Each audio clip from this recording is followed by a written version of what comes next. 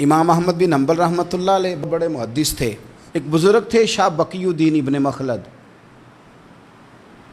وہ کہتے ہیں مجھے پتہ چلا کہ اس دور میں نبی کریم علیہ السلام کی حدیث جو سب سے بہترین پڑھاتے ہیں وہ امام احمد بن حنبل ہیں. ان کو حضور کی حدیث سے جو خاص شغف ہے وہ کسی اور کو نہیں. کہتے ہیں میرے دل میں لو لگ گئی، حالانکہ میں امیر گھرانے سے تھا. میں کشتی میں بیٹھا امام احمد بن حنبل کے پاس آنے کے لیے، رستے میں طوفان آ گیا، کشتی ہچکولے کھانے لگی. کسی طریقے سے ایک جزیرے کے ساتھ جا کے کشتی لگی، ٹوٹ گئی، بکھر گئی. میں جزیرے پہ اتر گیا، اور بھی کئی لوگ تھے. ایک مہینہ وہاں رہنا پڑا. بارشیں ختم ہوئی، موسم ٹھیک ہوا تو ایک کشتی دکھائی دی آتی ہوئی. فرماتے ہیں کہ وہ اس کشتی میں بیٹھا، دوبارہ بغداد کیا. مجھے سفر طے کرتے 2.5 مہینے گزر گئے. وہ جزیرے پہ مہینہ پتے کھا کے بھی گزارا کرنا پڑا. نکلا تھا علم حاصل کرنے. جب بغداد شریف پہنچا، لوگوں سے پوچھا امام احمد بن حنبل کا مدرسہ کہاں ہے؟ انہوں نے کہا وہ مدرسہ تو بند ہو گیا ہے، وقت کا بادشاہ مخالف ہو گیا، مسجد مدرسہ سیل کر دیا. امام صاحب کہاں ہیں؟ کہا گھر کے اندر قید ہیں. ان کے گھر کو سب جیل بنا دیا، چاروں جانب پولیس کھڑی ہے، اور ویسے بھی بغداد میں کرفیو ہے، ہر چوک چوراہے میں پولیس والے کھڑے ہیں. شاہ بقی الدین کہتے ہیں اتنا کچھ سننے کے باوجود بھی میرا جذبہ ٹھنڈا نہیں ہوا. وہ مہینے میں سفر کی صحبتیں، گو سنا تھا کہ آستانہ یار دور ہے، پر ہم نے بھی ٹھان لی تھی کہ جانا. گو سنا تھا کہ آستانہ یار دور ہے، پر ہم نے یہ ٹھان لی تھی کہ جانا ضرور ہے. کہتے ہیں پہنچ گئے.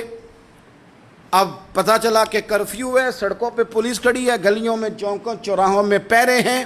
امام صاحب تک تو جا کوئی نہیں سکتا. کہتے ہیں میں نے ایک شخص کی منت کی، میں نے کہا کسی طریقے گاڑی بتا. کہنے لگا میں اشارہ بھی نہیں کر سکتا، سخت حالات ہیں. وہ کوئی طریقہ.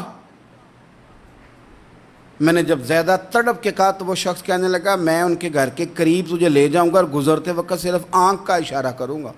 کہتے ہیں میں نے کہا یہ بھی ٹھیک ہے. ان کے گھر کے تیری تلاش میں پھرے نا ہم جنگل پہاڑ اور دشت میں. ان کے دروازے کے قریب اس نے اشارہ کیا. شاہ بقی الدین کہتے ہیں کہ میں گھر دے کے آ گیا واپس. اب میں سوچنے لگا کہ کیسے امام صاحب تک پہنچنا ہے. بڑی تجویزیں سوچیں، بڑی تجویزیں. کام والا بن جاؤں، پھیری لگانے لگ جاؤں. پھر سوچا کہ اگر میں کچھ بیچوں گا ریڑھی پہ رکھ کے تو کوئی خریدنے نکلے گا، کوئی نہیں نکلے گا. کس طرح کروں، کیا کروں، بڑی سوچیں. بالآخر میں نے طے کیا. اللہ اکبر. میں نے نہ کپڑے پھاڑ لیے، امامہ اتار دیا. فرماتے ہیں کہ ایک پیالہ مٹی کا خرید کے گلے میں رسی سے باندھ لیا، اور امام احمد بن حنبل کی 3 گلیوں پیچھے میں نے دروازہ دروازہ صدا لگانی شروع کی. فقیر ہوں، اللہ کے نام پہ لینے آیا ہوں. کہتے ہیں ایک ایک دینار مانگتے مانگتے مانگتے مانگتے آزم یار مناؤن دی خاطر اساں کی پیز وٹائے. کہتے ہیں مانگتے مانگتے نا میں امام احمد بن حنبل کے دروازے تک آیا. امیر گھر کا بچہ تھا، بڑے پیسے جیب میں ہوتے تھے. امام کے دروازے پہ صدا لگائی کوئی ہے اللہ کے نام پہ دینے والا؟ کہتے ہیں وہ نور بھرا دروازہ کھلا. ایک گورے مکھڑے والا، سفید داڑھی والا، سونے امامے والا، چمکدار آنکھیں، نورانی شباہت. کہتے امام احمد بن حنبل باہر آئے اور جیسے ہی 1 دینار میرے پیالے میں ڈالنے لگے تو میں نے ہاتھ چوم کے کہا سونیا تیرے قربان جاؤں، میں دینار لینے نہیں آیا، محمد عربی کی حدیثیں سننے آیا ہوں. کہتے امام کی بھی آنکھیں کھل گئیں. کہنے لگے اس حال میں آزم یار مناؤن دی خاطر اساں کی پیس بٹائے. کہ حضور کیا کرتا، یہی ایک طریقہ رہ گیا تھا، میں تو کہاں سے چلا ہوں، کہاں پہنچا ہوں، کیا کروں. امام صاحب فرمانے لگے پھر میں بھی بڑے دنوں سے پریشان تھا، کوئی سیکھنے والا نہیں مل رہا تھا، تو مل گیا. کہنے لگا حضور میں روز آ جاؤں فقیر بن کے، آپ جتنا چاہیں 2 4 5 منٹ میں مجھے حدیثیں سنا دیں، میں اگلے دن یاد کر آیا کروں. کہتے 2 سال لگ گئے. شاگرد کہاں ملیں گے ایسے، کہاں مرید ملیں گے، گزر گیا دور.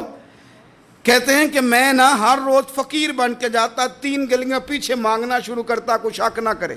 2 سال دروازے پہ جاتا، آگے پیالہ کرتا، امام 1 دینار ڈالتے اور مصطفیٰ کی حدیثیں سناتے. کہتے ہیں حالات بدل گئے. 2 سال کے بعد حکومت بدل گئی، امام کا مدرسہ بحال ہو گیا، رش ہو گیا. بادشاہ بڑا عقیدت مند تھا، جو نیا آیا اس نے بڑا کر کے ادارہ بنا کے دیا. جس دن میں گیا تو رش لگا ہوا تھا. کہتے ہیں حالات بدلے تو ہم نے بھی کپڑے بدلے، ہم نے بھی دوبارہ سے دستار باندھی. اور کہتے ہیں بڑے لوگ بیٹھے ہوئے تھے، میں جب داخل ہوا نا تو امام اٹھ کے کھڑے ہوئے. آپ فرمانے لگے پتر ادھر آ، تو آگے آ کے بیٹھ. لوگ دین سیکھنے آتے ہیں، تو فقیر بن کے مانگنے آیا تھا. اور میں بھی باقیوں کو پڑھایا کرتا تھا، تجھے میں دیا کرتا تھا. اور اب باقی پڑھا کریں گے، تجھے دیا جائے گا. اور آج تجھے سینے سے نکال کے دیا کروں گا. زمانے بدل گئے، حالات بدل گئے. وہ شخص چلا گیا، کون حکمران تھا کون نہیں تھا، لیکن استاد شاگرد کے ادب کی داستان قیامت تک باقی رہے گی.